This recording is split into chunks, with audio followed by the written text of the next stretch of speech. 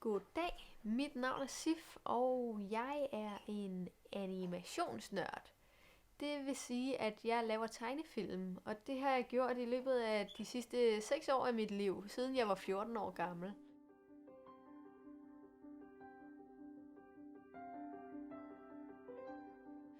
Min første original animation, hvor jeg lavede noget virkelig originalt med en karakter, som var min egen og den slags. Det var en lille 1,5 minutters animation, der hed Silver Dragon, hvor den drage, som jeg tegnede der, det var en drage, som jeg havde lavet til min far, før han døde af kræft. Det var nok første gang, hvor jeg fandt mig selv i animationsmediet, og hvor jeg følte, at det var noget, der kunne røre både mig og andre seere. Jeg tænkte, at jeg lige vil som det første vise lidt rundt på, hvad jeg kalder både mit arbejdsværelse og mit værelse. Så har vi mine små fugle her. Goddag. Kan I sige goddag? Det var godt. Så har jeg været vidt omkring siden da. Jeg har været på forskellige uddannelsesinstitutioner. Øheds Efterskole, hvor jeg lærte 3D. Så tog jeg til den visuelle HF for at få en gymnasial uddannelse, og så samtidig få lov til at have noget med animation og det visuelle medie at gøre over i Viborg. Og så kom jeg ind på animationsskolen, hvilket var mit mål. Så er vi ved at være her. Velkommen til Tau.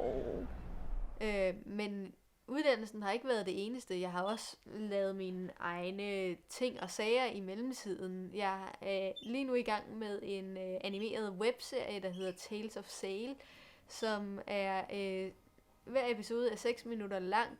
Jeg har 2 episoder ude indtil videre, fordi at sådan nogle 6 minutters animationer, de tager altså et halvt år at lave meget af tiden, gerne mere.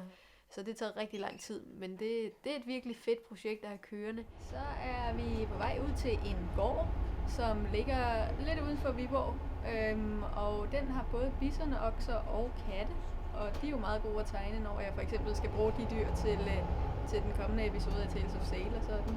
Der er rigtig meget mere i animation end bare at sidde ned hele dagen og tegne. Researchfasen er også super vigtig for at lære, hvordan dyrene bevæger sig, og hvordan deres anatomi er og den slags. Og der er det altså bedst at se dem i virkeligheden. I al hemmelighed er jeg allergisk over for katte, men det er der ikke nogen, der behøver at vide.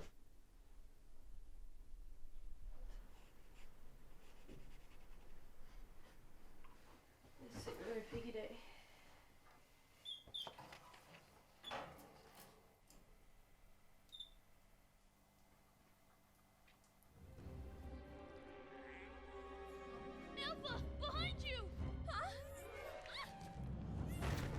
Så der har været virkelig mange fantastiske oplevelser med animation for mig. Det har været lidt af et eventyr.